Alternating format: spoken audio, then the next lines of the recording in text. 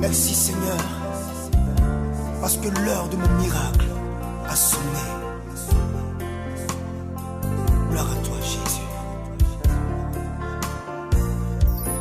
L'heure a sonné, nous élevons nos mains. Ce matin, je voudrais saluer la présence des hommes de Dieu que le Seigneur a bien voulu conduire en ce lieu, en leur rang, en leur grade, en leur qualité. Le docteur Afoum, lui et son épouse, on acclame le Seigneur pour eux. Les pasteurs, les évangélistes, les diacres, les anciens de l'Église et tous nos invités qui sont venus pour cette conférence. Cette conférence va se tenir sur 5 jours pratiquement. Nous commençons aujourd'hui. On a eu pratiquement 1 heure de retard parce qu'on voulait qu'il y ait un maximum de personnes avant qu'on ne commence. On était déjà là à partir de 9h15, déjà on était prêts. Pour cette matinée, on aura 2 messages. Et après quoi, il y aura une pause et un atelier de synthèse de ce que vous aurez reçu. Après, à 14h, il y aura un temps de prière intense. Un temps particulier, je voudrais que tu sois présent. Et à 19h, il y aura un temps de réveil. Donc, brièvement, soyez attentifs que le Seigneur fasse en sorte que toutes les paroles qui seront dites, vous les saisissiez avec la foi et que vous repartiez de ce lieu avec beaucoup de joie, beaucoup de bénédictions. Donc, de manière officielle, sous l'autorité et sous la puissance de Dieu, je déclare ouverte cette conférence de la CIRA de juin 2019. On acclame le Seigneur. Alléluia. Alléluia. Amen. On reste debout et on va lire notre texte de base et je vais commencer le message. Nous prenons nos Bibles dans le livre de Actes, chapitre 4, le verset 29 à 30. Acte 4, verset 29 à 30. Je lis la parole de Dieu. Maintenant, Seigneur, vois leurs menaces et donne à tes serviteurs d'annoncer ta parole avec une pleine assurance, en étendant ta main pour qu'ils se fassent des guérisons, des miracles, des prodiges, par le nom de ton saint serviteur Jésus. Quelqu'un dise Amen. Amen. Père, ta parole est la vérité. Ta parole ne retourne pas à toi tant qu'elle n'ait accompli ce pourquoi elle a été prononcée. Ce matin, confirme ta parole. Tu as promis de nous couvrir de ton ombre et de mettre tes paroles dans nos bouches. Qu'il en soit ainsi ce matin. Dispose les cœurs. Pendant que je serai en train de parler, Seigneur, étends ta main et manifeste-toi, afin qu'il se produisent des signes, des miracles, des prodiges, des délivrances, des déblocages, des percées, des guérisons, dans le nom de ton saint serviteur, Jésus-Christ de Nazareth. Nous nous attendons à toi et nous bénissons déjà ton nom. Sois célébré, sois glorifié, au nom puissant de Jésus. S'il y a des princes en ces lieux, je veux vous entendre acclamer le roi des rois, le Seigneur des seigneurs. le Fils du Dieu vivant, celui qui règne au siècle des siècles, celui à qui nous devons rendre gloire. Célébrons-le et acclamons son nom. Alléluia. Amen. Asseyez-vous dans sa glorieuse présence. Bien-aimés, nous sommes à notre deuxième saison de l'année. Cette saison est dédiée à la délivrance sur toutes ses formes, à la guérison, au déblocage, aux ouvertures, au percées, à la liberté et au salut dans toutes ses formes. La CIRA, la Conférence internationale pour la restauration des âmes, bien-aimés, ouvre ses portes pour la saison de juin. Je suis convaincu que tu partiras pas de ce lieu comme tu es arrivé. Dieu a quelque chose de grand pour toi. C'est un temps favorable. C'est un temps de rafraîchissement. C'est un temps d'exaucement. C'est un temps de délivrance. C'est un temps de guérison. C'est un temps de déblocage. C'est un temps de percée. C'est un temps de miracle. Et la grâce et la faveur de Dieu sont disponibles pour toi. Je voudrais que tu acclames très fort le Seigneur. Tout à l'heure, je viens de lire Actes chapitre 4, le verset 30, qui nous dit « Seigneur, étends ta main ». Le thème de notre message, c'est « Seigneur, étends ta main ». Mais en même temps, je voudrais aussi encore lire un autre texte sur lequel je vais m'appuyer. C'est Marc chapitre 10, le verset... Marc 10, le verset 46 à 43. 46 à 53. Marc 10. Restez assis.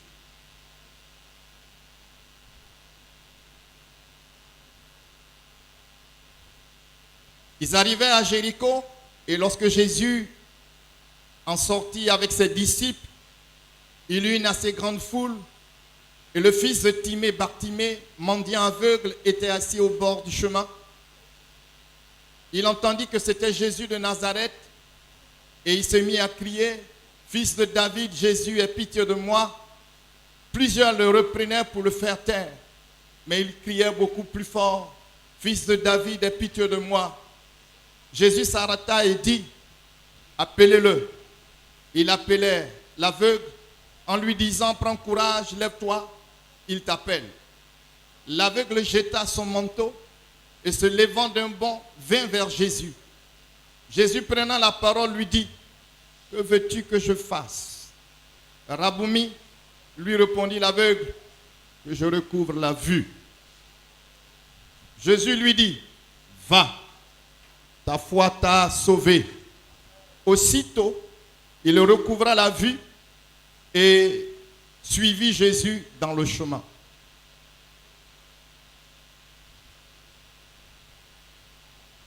Acte 4, verset 29 à 30, nous dit dans quel contexte les apôtres ont dit au Seigneur de tendre sa main.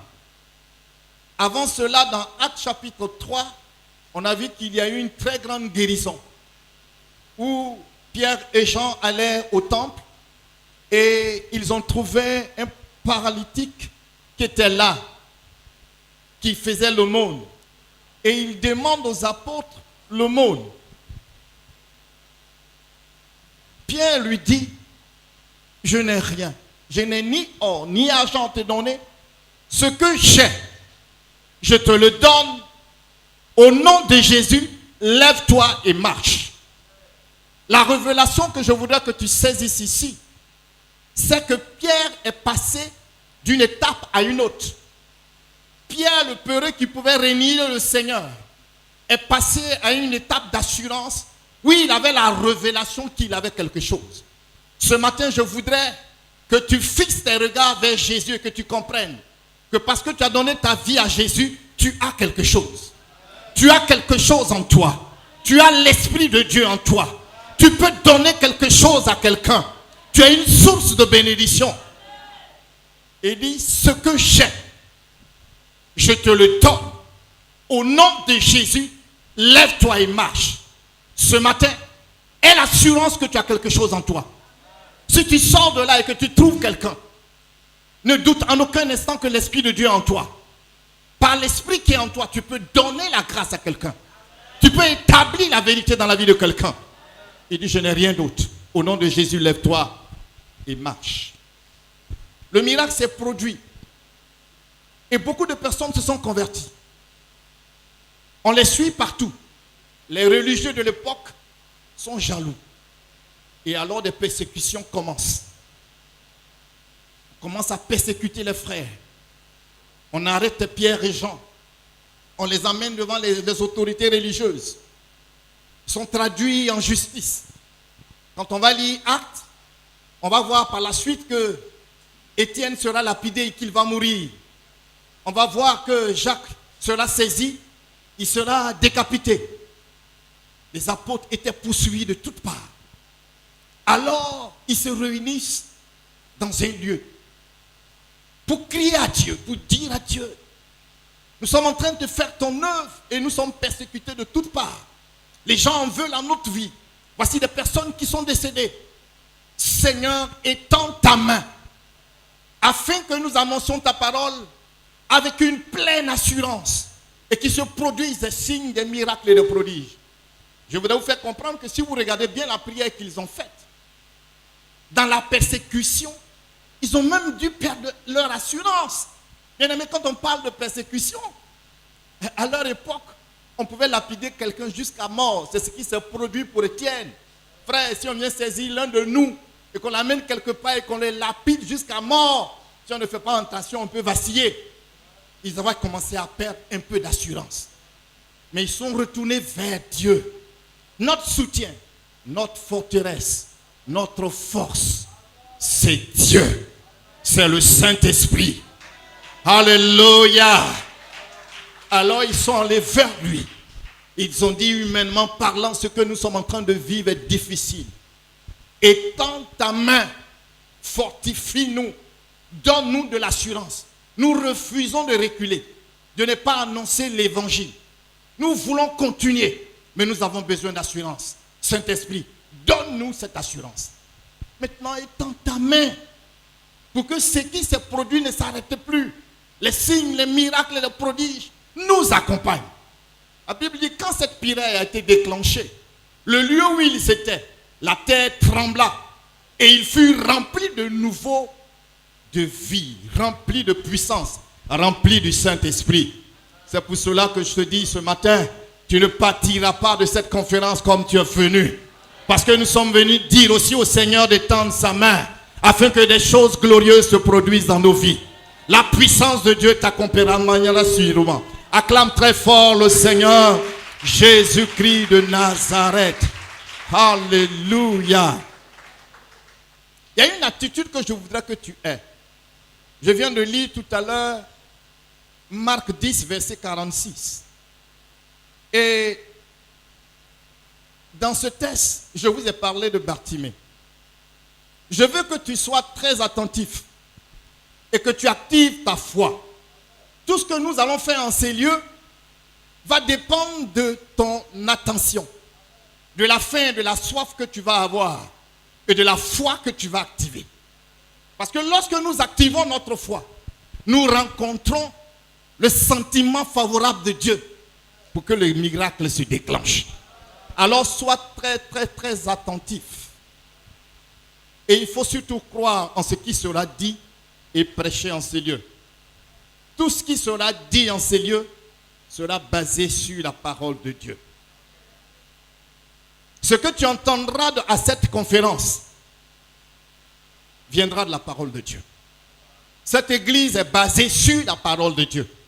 Nous aimons la parole de Dieu. C'est un socle et un fondement infaillible.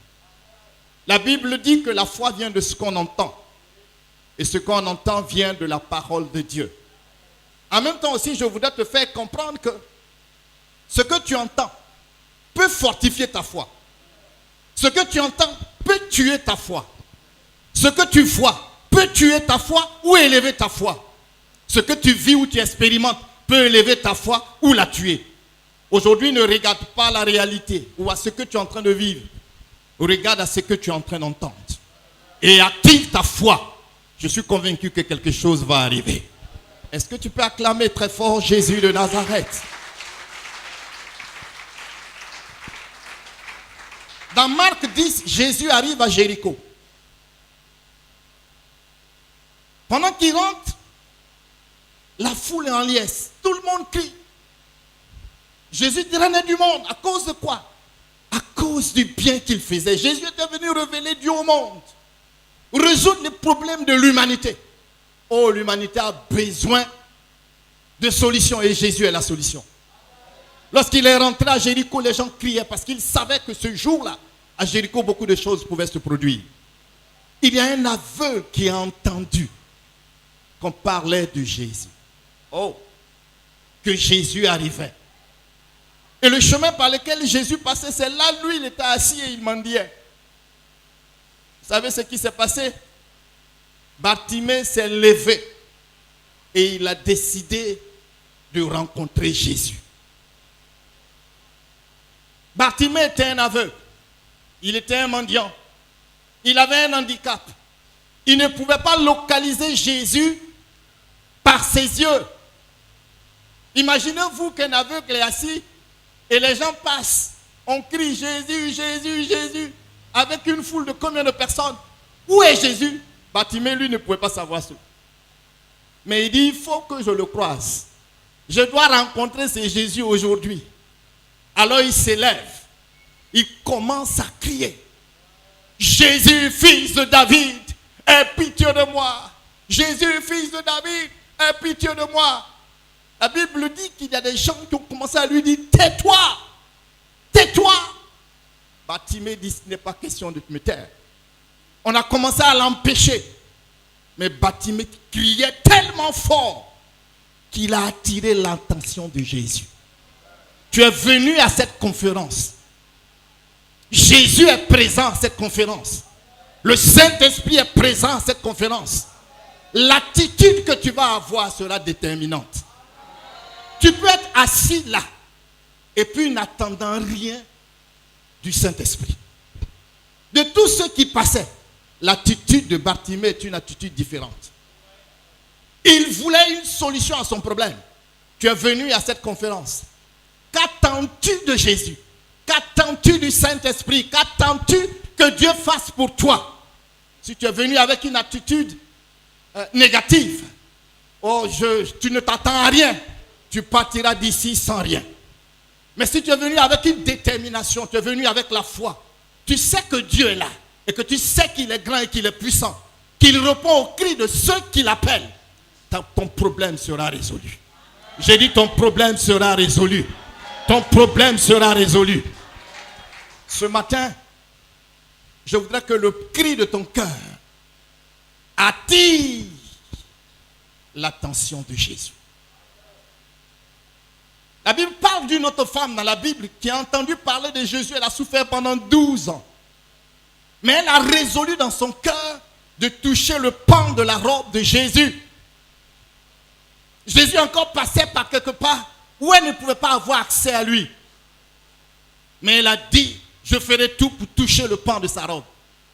La condition de la femme sur le plan spirituel ne donnait pas la permission à cette dame de s'approcher du Saint, de s'approcher de Jésus. Dans l'ordre des Juifs, quand une femme est impure, elle ne doit pas aller dans les lieux saints. Et elle, c'était pour 12 ans. Donc si on l'avait attrapée, on pouvait même la lapider. Elle n'a pas tenu compte de toutes ces choses. Elle a dit en son cœur, la Bible dit qu'elle a dit en son cœur. Que dit-il en ton cœur ce matin? Quelle est l'attitude que tu as à cette scie-là? Cette saison est la saison de délivrance, de guérison, de déblocage, de miracles, de prodiges. Sûrement tu as une situation de ta vie que tu veux voir décanter. Ta foi en la parole de Dieu peut décanter cette situation. Elle a dit en son cœur, si je peux toucher le pan de sa robe, je serai guérie. Elle est allée. Elle a vaincu le protocole. Elle a touché la robe de Jésus. Sans le consentement de Jésus lui-même.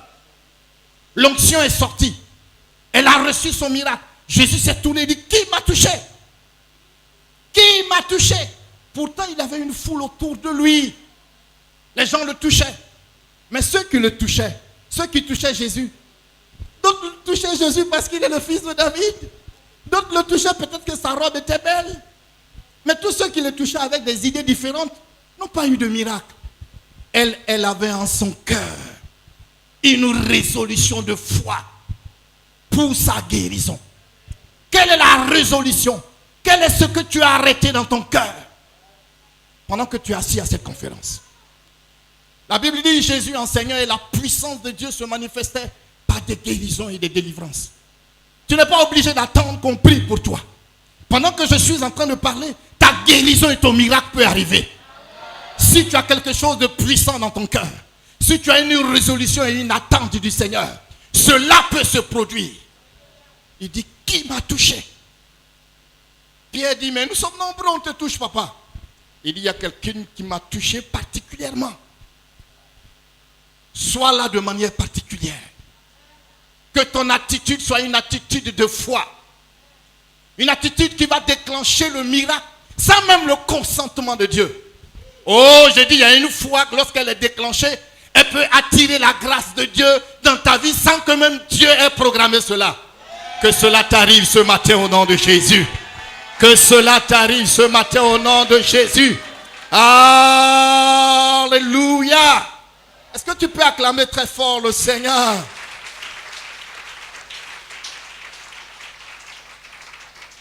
Ton attitude doit faire la différence. Ton attitude doit déranger Dieu. Ton attitude doit importuner Dieu. Tu dois faire un peu comme le fils de Jacob. Tu dois faire un peu comme Jacob lui-même, qui lorsqu'il était de retour de chez Laban, il a eu un combat avec un ange, avec Dieu. Ce combat était rude. Ils ont combattu jusqu'au petit matin. L'un dit, il fait jour. Laisse-moi partir. Jacob dit, tu ne partiras pas d'ici si tu ne me bénis pas. La grâce sous laquelle tu évolues est une grâce supérieure à celle du temps de Jacob. Je n'ai pas entendu quelque chose qui peut me permettre de continuer. Si tu ne me bénis, tu ne bouges pas. Et dis, quel est ton nom? Que Dieu demande ton nom pour changer ta situation ce matin. Il dit, je m'appelle Jacob. Il dit, ton nom ne sera plus Jacob, mais tu t'appelleras Israël.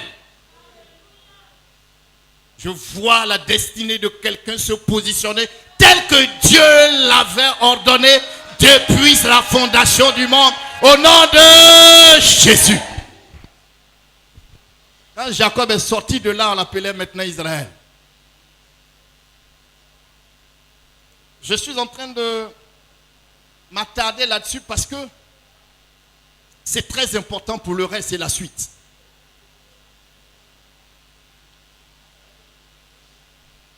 Je veux aussi te rassurer de l'amour de Dieu, de la bonté de Dieu, de la compassion de Dieu, de la miséricorde de Dieu pour ces enfants que nous sommes.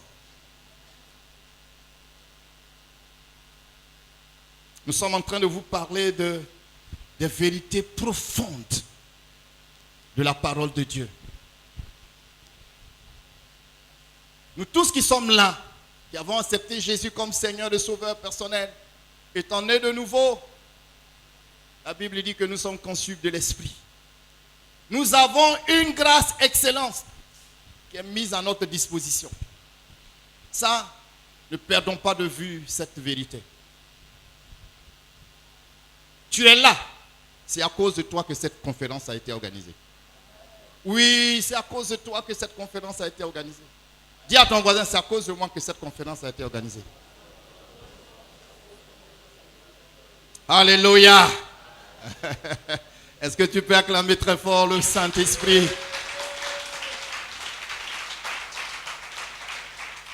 Donc Dieu t'offre l'occasion de croiser le Seigneur des Seigneurs. L'occasion t'est donnée de voir la main de Dieu. Quand Bartimée a crié et qu'il a attiré l'attention de Jésus, vous savez ce que Jésus a fait? La Bible dit que Jésus est venu vers lui. Et il dit à Bartimée, qu'est-ce que tu veux que je fasse pour toi? Bartimée dit, Seigneur, que je recouvre la vue. La révélation que je voudrais que tu saisisses ici, tu ne peux pas être là et puis ne pas savoir pourquoi tu es là.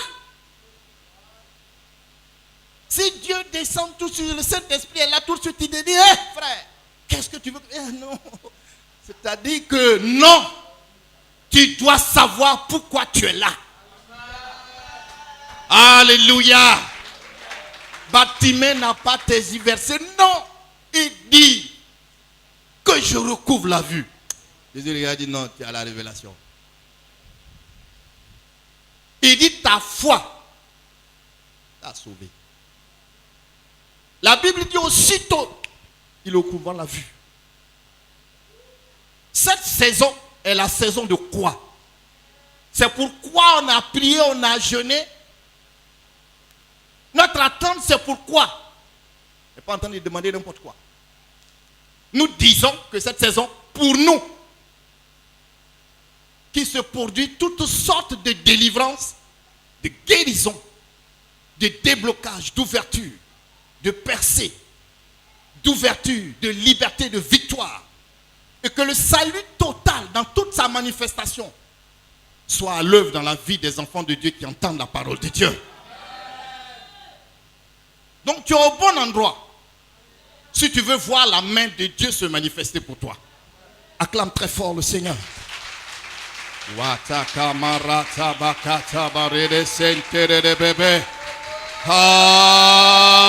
Alléluia.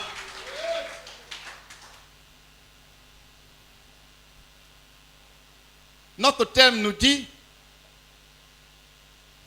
Seigneur, étends ta main pour qu'il se produise des miracles, des prodiges et des guérisons. Je vais me contenter de vous révéler ce que la main de Dieu est capable de faire dans notre vie et dans l'œuvre de la création. La Bible dit que nous avons été créés à l'image et à la ressemblance de Dieu. Notre identité divine se situe au niveau de notre esprit humain. Nous sommes des dieux à cause de l'esprit de Dieu qui est en nous. Bien-aimé, l'être humain a un esprit, une âme et un corps physique qui nous permet de vivre dans le naturel. Nous avons des yeux qui nous permettent de voir, des oreilles pour entendre, un nez pour sentir et respirer, une bouche pour parler, pour manger et faire beaucoup d'autres choses. Nous avons des bras qui nous permettent de soulever, de prendre, de recevoir. Nous avons des pieds qui nous permettent de nous tenir debout, de marcher, de courir. Dieu, lui, il est esprit. Dieu n'est pas un homme. Pourtant, la Bible parle de Dieu à travers ses interventions en notre faveur et pour l'humanité, comme si Dieu avait un corps physique. La Bible dit que Dieu voit. Dieu a des yeux alors. Alléluia. Est-ce que tu peux acclamer le Seigneur? La Bible dit qu'il entend. Donc Dieu écoute, il a des oreilles. On nous parle de la bouche de Dieu. Dieu parle. On nous parle du bras de Dieu. Donc Dieu a des bras. Ah! Quand je faisais mes recherches, j'ai découvert toutes ces choses, ça m'a fait du bien. Et on en parle maintenant, alléluia. Je voudrais que tu acclames très fort le Seigneur.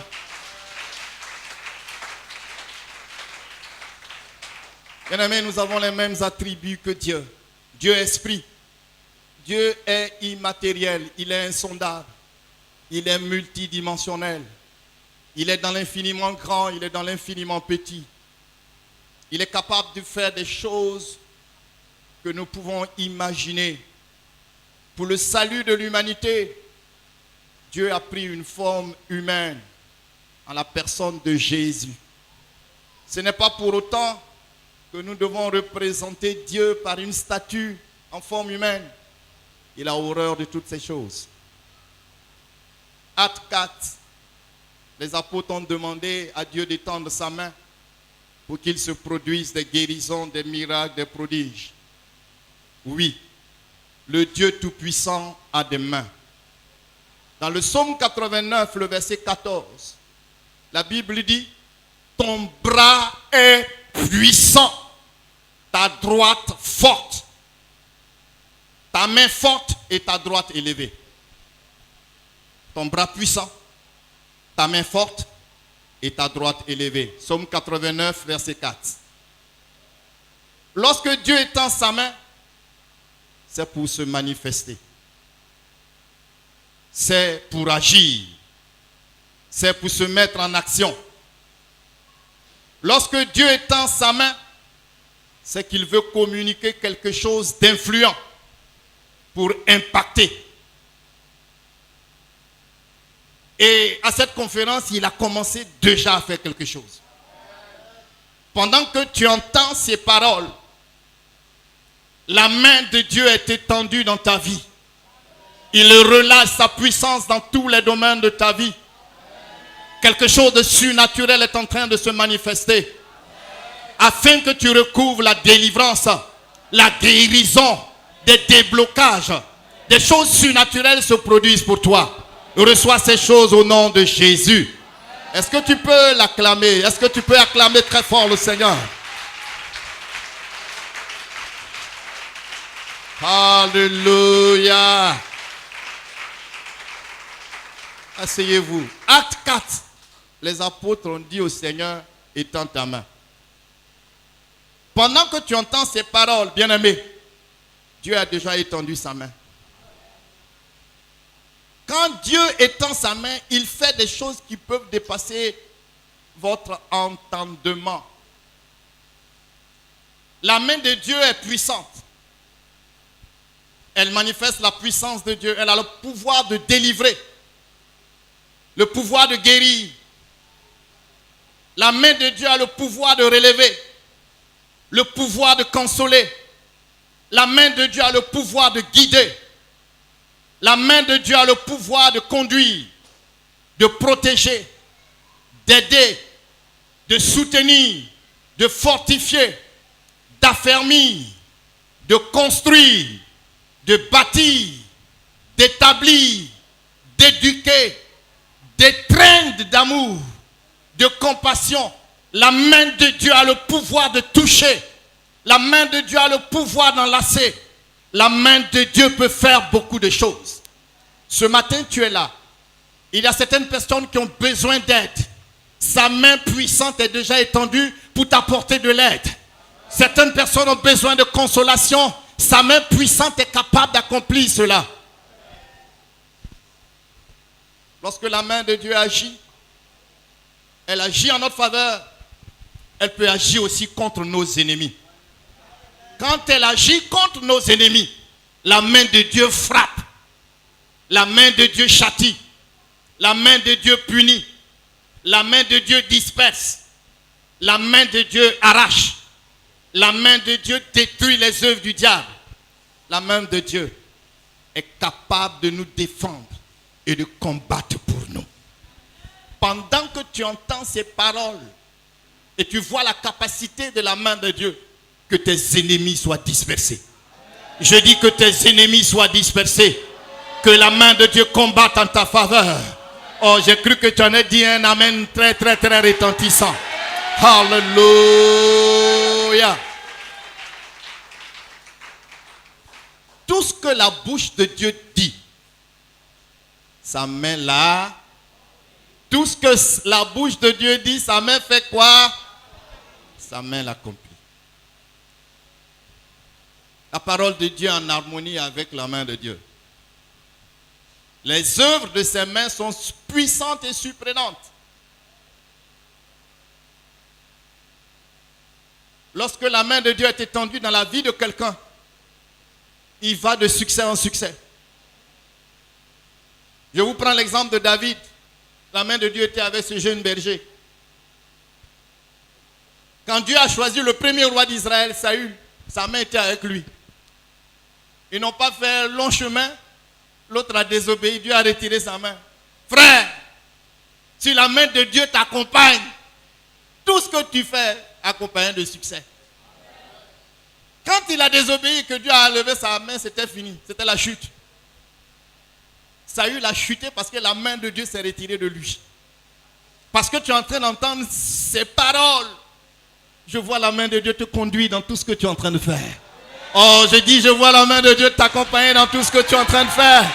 Oh, alléluia. Waouh. Le succès et la grâce t'accompagnent. Deutéronome chapitre 7, verset 8. La Bible dit, parce que l'Éternel vous aime, c'est parce qu'il a voulu tenir le serment qu'il a fait à vos pères. L'Éternel vous a fait sortir par sa main puissante, vous a délivré de la maison de servitude, de la maison de Pharaon. Faisons une analyse de ce que je viens de lire dans Deutéronome 7. C'est la main de Dieu qui les a délivrés de l'esclavage. Je ne suis pas en train d'inventer quelque chose. C'est ce que moi j'ai vu dans la Bible. Tu es dans quelle sorte de situation compliquée? Sa main est capable de te sortir de là-bas. Alléluia.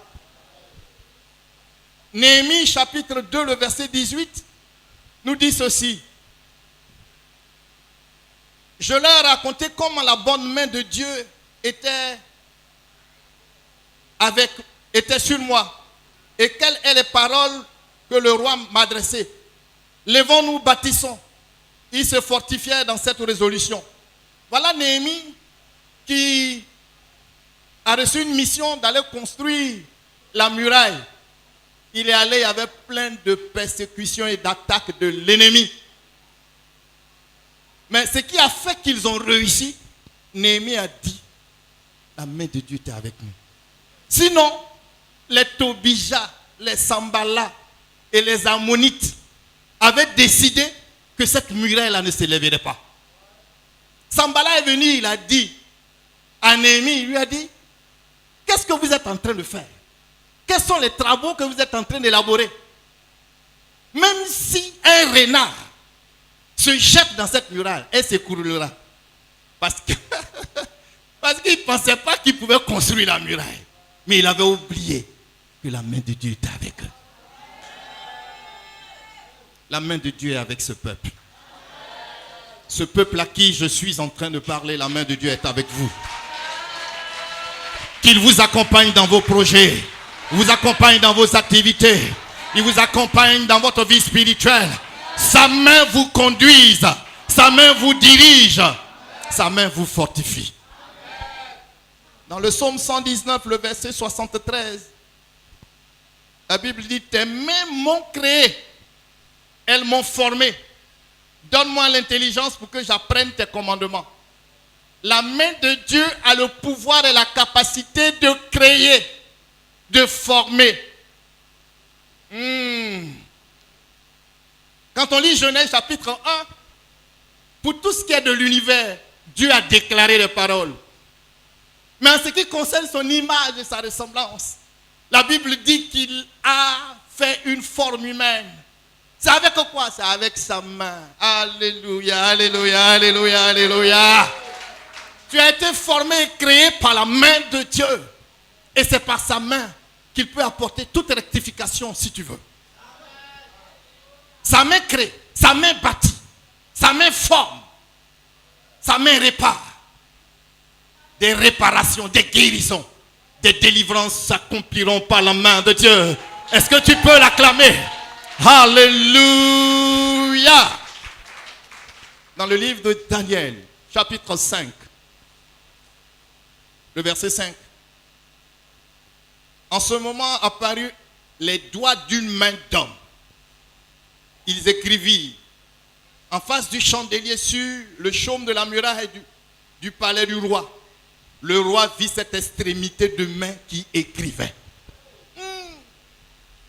La main de Dieu écrit. Il connaît papier. J'ai dit Dieu connaît papier. J'ai dit Dieu connaît papier. Oh, la main de Dieu écrit. Lorsqu'il voulait donner la loi à Israël, il a fait monter Moïse sur la montagne. Il dit à Moïse, je vais te donner des écritures, des lois et des préceptes pour mon peuple, afin qu'ils me connaissent. Moïse a assisté à un spectacle terrible, où la main de Dieu a écrit sur des pierres. Moïse est descendu à les préceptes et les lois, écrits par la main de Dieu. Pendant que je suis en train de parler, je vois qu'une histoire est en train d'être écrite pour toi. Il est en train d'écrire quelque chose de nouveau. Il est en train d'écrire quelque chose de nouveau. Je vois un changement dans ta vie. La main de Dieu est en train d'écrire pour toi une page nouvelle où tu es un acteur principal de ces choses. Oh, j'ai cru que tu allais t'élever et acclamer le Seigneur. J'ai cru que tu allais t'élever et acclamer le Seigneur. J'ai cru que tu allais t'élever et acclamer le Seigneur. Alléluia. Quand elle écrit en ta faveur, c'est trop fort, asseyez-vous. Mais Daniel 5,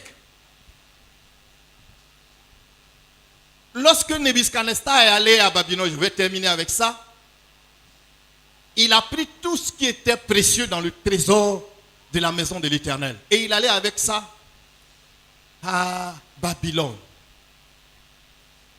Il allait garder ça dans son trésor. Il n'a pas utilisé.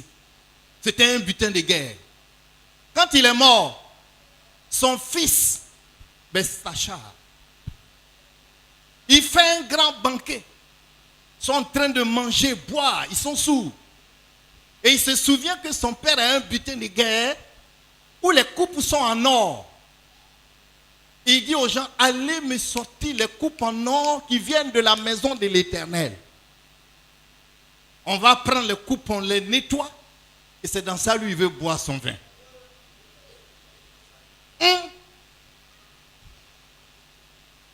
On sert le vin dans les choses saintes. Dans un lieu de libertinage terrible. Vous savez, il y a des choses que Dieu n'aime pas voir.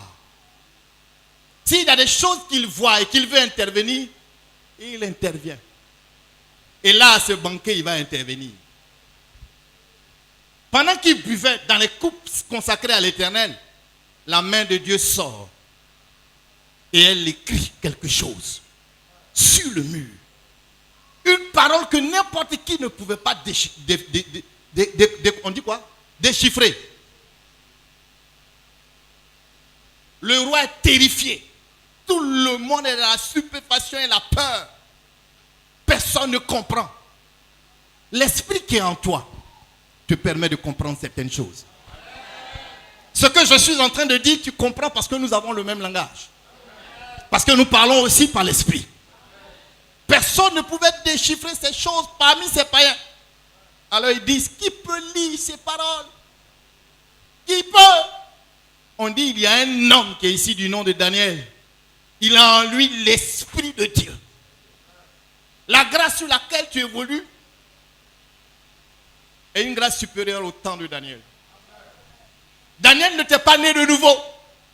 Mais toi, tu es né de nouveau. J'ai dit, tu es né de nouveau.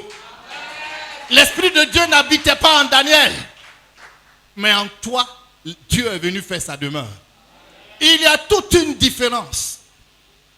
Daniel vient. Et le roi lui dit, si tu peux me déchiffrer cela, je te donne une moitié de mon héritage. Il dit, je n'ai pas besoin de ça.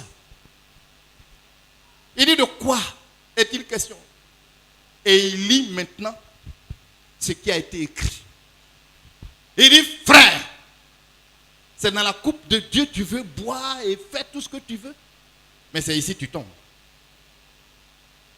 Tu as été trouvé léger. On t'a pesé. C'est la fin de ton règne aujourd'hui. Pendant que tu entends ces paroles, je suis en train de te dire qu'il y a une anormalité dans ta vie. L'ennemi n'a pas le droit de toucher ce qui est saint. L'ennemi n'a pas le droit de toucher ce qui est consacré à Dieu. Et il n'a pas su cela et il t'a attaqué. À cause de ça, la main de Dieu est en train d'écrire un jugement. La main de Dieu est en train d'écrire un jugement. La main de Dieu est en train d'écrire un jugement. La main de Dieu est en train d'écrire un jugement. La Bible dit que la même nuit, son royaume lui a été arraché. Tu sors de toute situation compliquée pendant que tu entends le son de cette parole. Tu sors de toute situation compliquée. Tu marches dans une nouvelle dimension. Tu es établi dans le règne de Dieu. Tu agis dans la victoire de Dieu. Tu agis dans le pouvoir de Dieu. Oh, j'ai cru que tu allais crier encore plus fort. Alléluia, alléluia, alléluia. Wow. Bien aimé, j'ai fini mon message.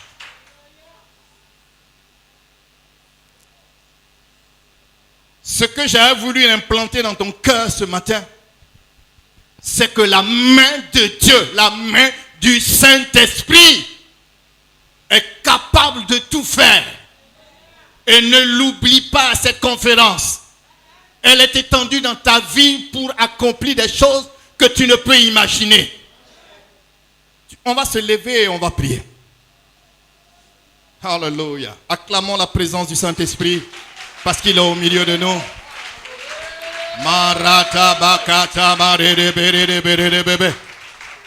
Alléluia.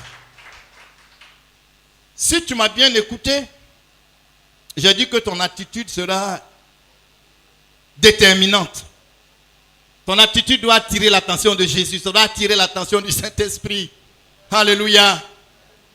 Et les apôtres se sont retrouvés quelque part et ils ont dit à Dieu, étends ta main. De manière officielle. De manière officielle. Puisque nous voulons un changement, on va se lever. Et on va demander au Seigneur d'étendre sa main sur cette église. D'étendre sa main sur nos vies. Afin qu'il se produise des prières. Nous prions le Seigneur. Prie le Seigneur.